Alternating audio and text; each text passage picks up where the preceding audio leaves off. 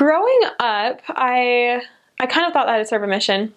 I didn't really know, but I would ask like my mom about it and say, "Hey mom, did you ever consider going on a mission?" And she thought, "Yeah, well, I thought I would if I wasn't married, but I was married by the time I was 20, and so I didn't go on a mission." And I kind of considered that was good for me too, and thinking that I would kind of follow that same pattern. And then I got older, and the whole idea of a mission became more appealing to me, and I didn't really know why. I was like, okay, well, just kind of put it on the back burner.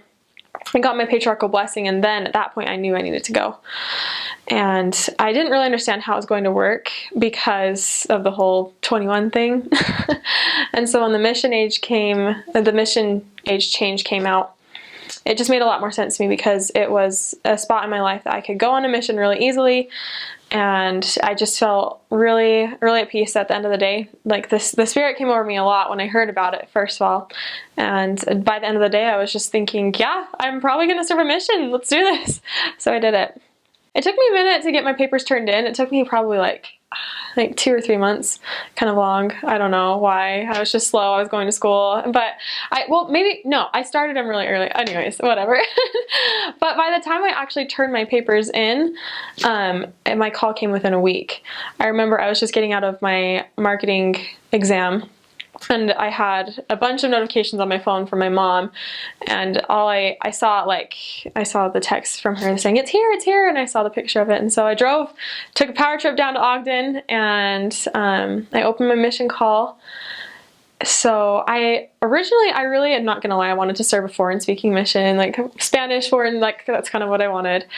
But it was amazing because when I opened my call, I had this overwhelming sense of love for Oklahoma, for the state that I hardly even thought about before. I already loved it, and I was so excited. I wasn't disappointed at all. And I was actually called Spanish speaking, but then I served mostly English for most of the mission. So like I said, I was called Spanish speaking, so I got the privilege of going down to Mexico for the MTC, to the CCMA. That was incredible. I loved it. I left for my mission February 5th, and so it was the dead of winter here, and the Lord knows that I love the heat, and so I would have died in Provo. It's beautiful down there, and the teachers down there, they're just so passionate about the gospel. I mean, the teachers here are too, but Mexico was amazing, and the food is actually really good down there. You'll hear a lot of people complain about the food at the CCMA, but I think it was great. And they've gotten better, I think. So, yeah. The culture down there, they're very, very loving, and they don't care who you are or where you're from.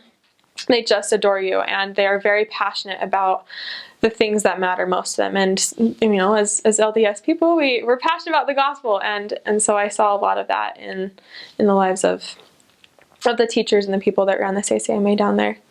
Also, the MTC down there, it's like this brick wall that is just carved out of the city, and then on the mountain side you have like parties and fiestas going on every night, and then you're sitting in sacrament meeting and there's just music blaring and swearing. And you're trying to feel the Spirit, and you actually can because it's great. But yeah, that's Mexico for you.